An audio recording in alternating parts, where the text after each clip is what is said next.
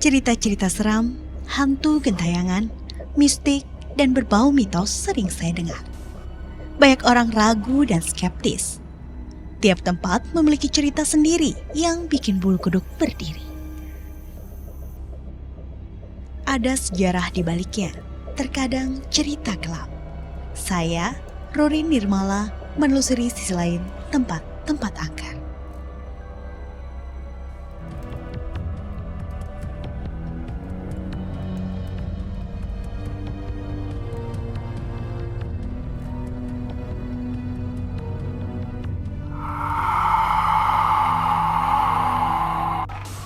Kedengaran apa?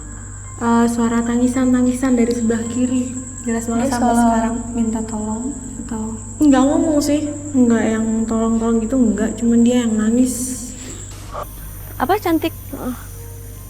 Itu Nyi Roro Denok Bukan. Beliau yang ada di situ, tapi ini dia berdiri tepat di depan kita. Dia salah satu dari putri di keraton ini. Kalau gelap gini nih bisa ngelihat jelas banget di sini. ada apa emangnya? Ada 4 cewek, Cewek? kayak cantik banget. Nih letaknya di sini. Berempat berbaris di sini. Ini yang aku bilang tadi, kayak macan biasa, cuman bulunya halus banget, putih. Jalan-jalan laki-laki sama perempuan dari Pandeglang.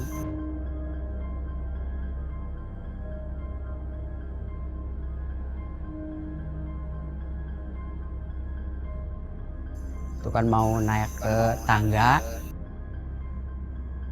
Jadi sebelumnya naik ke tangga itu ada yang ngeplak dari belakang. Pernah tengok begitu orangnya tinggi.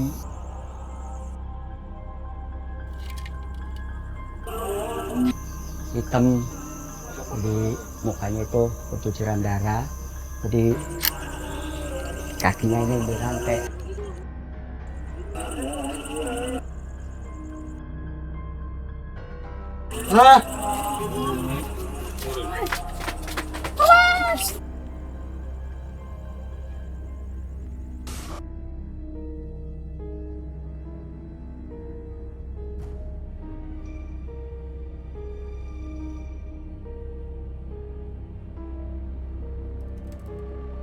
Benteng Spelwick, sebuah bangunan bersejarah peninggalan abad ke-17.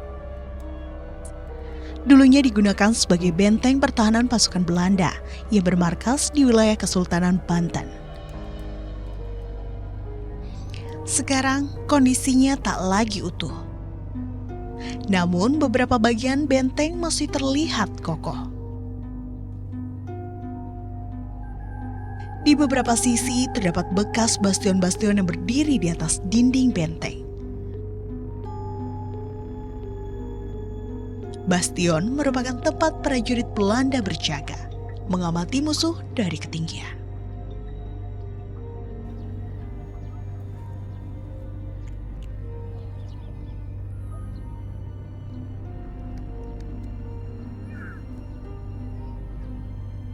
Benteng Spelwick dulunya adalah benteng pertahanan VOC yang dibangun pada abad ke-17. Keberadaan benteng ini dijadikan simbol kolonialisme pada masa itu, sekaligus penanda berakhirnya kejayaan Kesultanan Banten.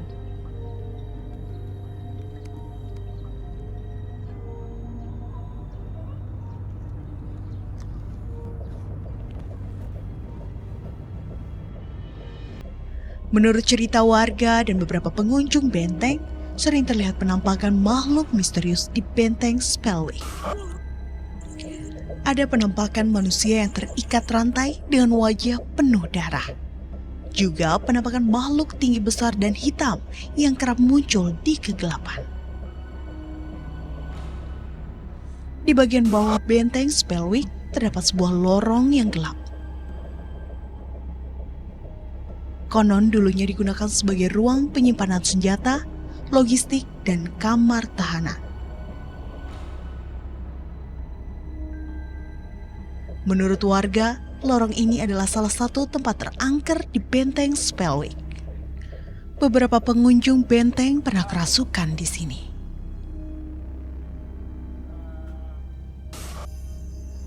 Ada turnamen bola, jadi waktu itu saya ingetin kalau itu kan jangan ketawa-ketawa gitu. Cuma waktu masuk ke lorong itu, jadi dia itu ketawa-ketawa terus. Jadi sampai masuk ke sana, ke lorong itu terakhir, jadi dia itu kena pertama satu, jadi kena lagi satu lagi, jadi semuanya sampai 4 orang yang kena. Jadi saya bawa ke kampung, dia itu disemburin sama orang yang bisa gitu. Anak mahasiswa tur satu mobil, dia foto-foto di dalam gua sambil bercanda-bercanda. Pada saat keluar dari gua, banyak yang kesurupan. Pertama satu, dia pindah lagi salah satu, pindah lagi setelah salah satu. Ada 5 orang yang kesurupan. Udah itu dia langsung bawa ke kampung.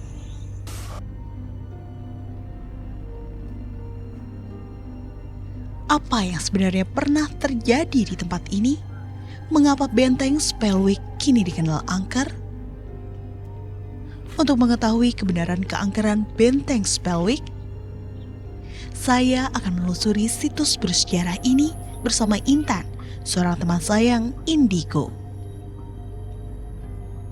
yang bisa berkomunikasi dengan makhluk gaib.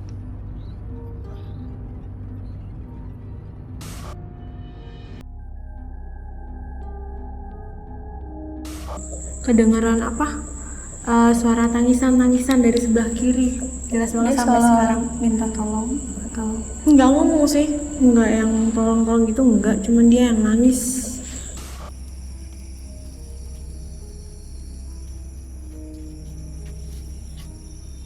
Di Banten, kami menelusuri reruntuhan benteng Spellwick yang didirikan oleh kolonialis Belanda pada abad ke-17.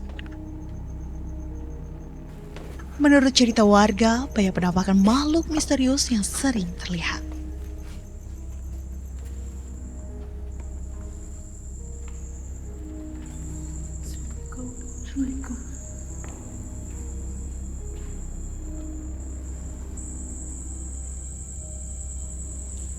apa yang kamu rasain, Tan? Kita sekarang udah ada di benteng Spellwick yang di sini tuh tempat penjaranya gitu. Kayak kamu lihat apa? Lebih jelas ke suaranya. Di telingaku sebelah kiri tuh yang pada teriak-teriak. Lebih ke kayak nangis sih, bukan teriak-teriak yang gimana. Nangis cewek di sebelah kiri. Justru yang pada muncul itu dari dinding-dinding itu. Cuman yang agak aneh yang di pojokan ini. Kenapa dia? Matanya satu agak bongkok nih segini. Kedengaran apa? Suara tangisan-tangisan dari sebelah kiri. Jelas banget sampai sekarang minta tolong atau Nggak ngomong sih, nggak yang tolong-tolong gitu, nggak. Cuman dia yang nangis. Yang dominan satu suara cewek. Dari awal kita masuk di sini udah yang berasa beda banget, lebih ke panas. Energinya itu panas, terus yang kayak yang sekilas lari ke sana, lari ke sini gitu. Itu tadi di luar.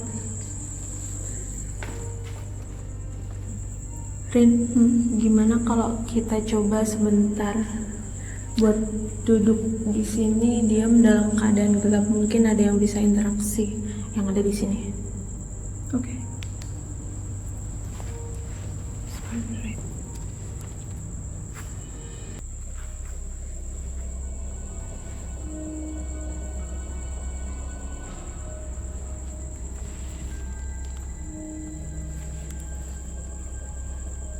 Gimana, Tan, setelah dimatiin? Sebentar, coba sebentar diam bentar ya.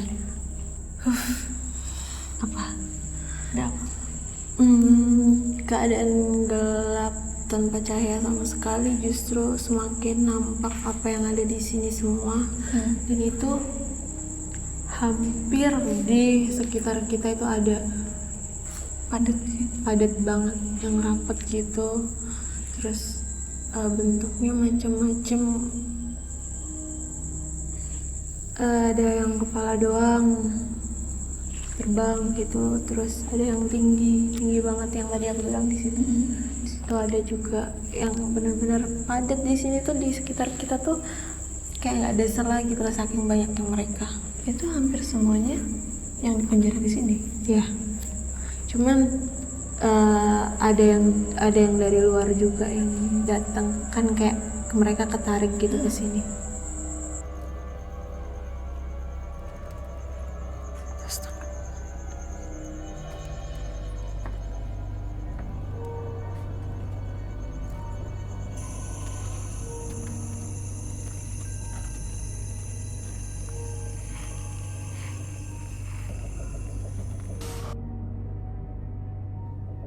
Intan merasakan banyak fenomena gaib saat menelusuri benteng Spellwick malam hari. Tapi tidak bagi saya, tak satu pun fenomena yang terlihat maupun saya rasakan. Suasana sunyi, dingin, dan gelap di lorong benteng Spellwick sudah cukup membuat bulu kuduk saya berdiri.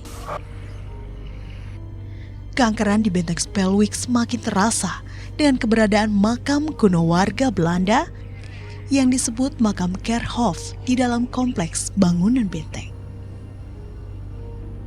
Sejarah tersimpan di benteng Spellwick.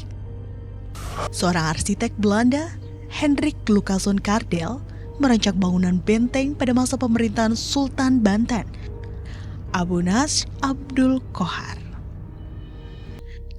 Kemudian benteng dibangun dengan mengerahkan tenaga kerja orang-orang Cina yang dibayar dengan upah yang sangat rendah.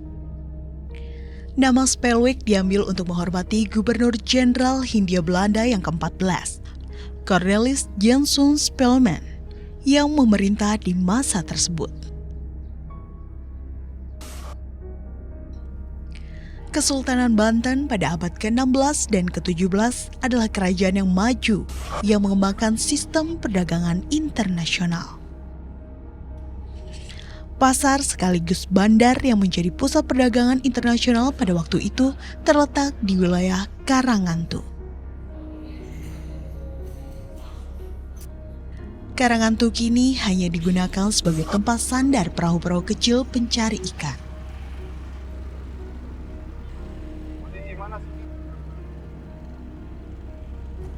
Banten pada masa lalu menjadi pusat kerajaan dan penyebaran agama Islam. Penduduknya mayoritas Muslim.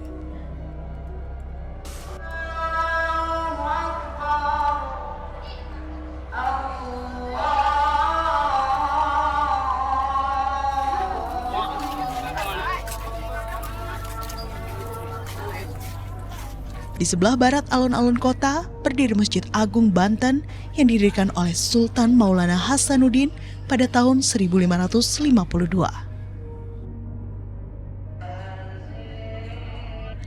Pada saat itu, pusat kegiatan pemerintahan Banten terletak di Keraton Surosowan. Banten dikenal sebagai pusat pemerintahan Islam dari awal abad 16 yang pengaruhnya sangat kuat, yaitu dari Syekh Hidayatullah yang kita kenal dengan Sunan Gunung Jati Cirebon. Kemudian dilanjutkan kepada putranya yaitu Maulana Hasanuddin Panembahan Surosowan.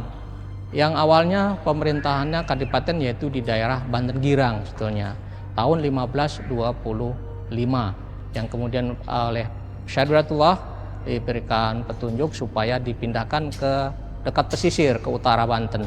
Itulah akhirnya dibangun istana yang disebut Surosowan.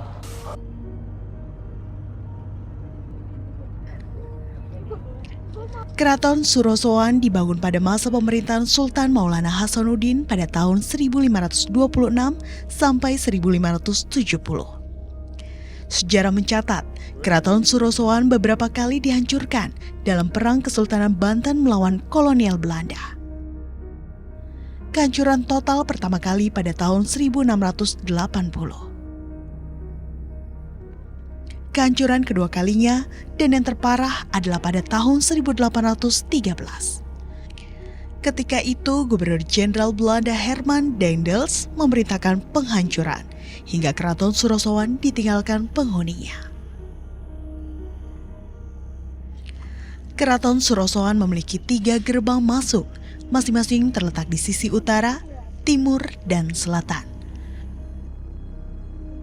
Pada bagian tengah keraton terdapat bangunan kolam berisi air yang dipenuhi oleh ganggang dan lumut. Keraton Surosowan memang banyak memiliki ruang pemandian.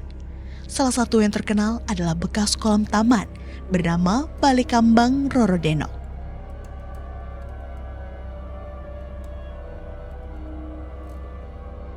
Ada pula pancuran pemandian yang disebut Pancuran Mas. Bangunan keraton yang luluh lantak menyimpan sejarah dan misteri.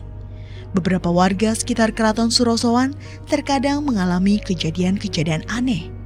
Mereka menganggap tempat ini cukup angker, terutama di malam hari. Apa cantik? Itu Nyi Roro Denok Bukan. Beliau yang ada di situ, tapi ini dia berdiri tepat di depan kita. Dia salah satu dari putri di keraton ini.